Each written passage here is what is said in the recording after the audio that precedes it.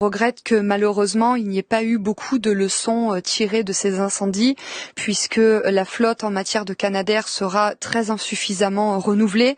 Nous avions demandé avec mon collègue Grégoire de Fournas que des Canadair et des hélicoptères soient stationnés de manière permanente en Gironde, qui malheureusement est un département qui très souvent fait l'objet et victime d'incendies, notamment des incendies criminels.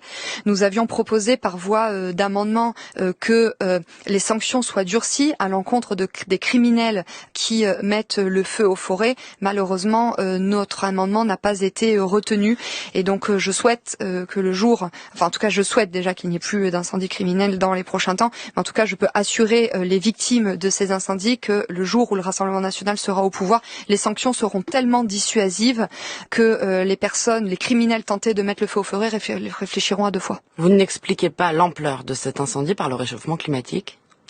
Je pense en effet que tout est lié. Bien sûr que le fait qu'il y ait un dérèglement climatique qui passe par un réchauffement, bien sûr que les forêts étaient beaucoup plus sèches, donc elles se sont embrasées bien plus rapidement. Mais je n'oublie pas pour autant que la plupart des incendies que subit notre pays est d'origine humaine, et notamment d'origine criminelle. Donc là, bien sûr, c'est un fait qu'il ne faut pas écarter. C'est la raison pour laquelle nous réclamons des sanctions renforcées à l'encontre de tous ceux qui veulent mettre le feu à notre nature.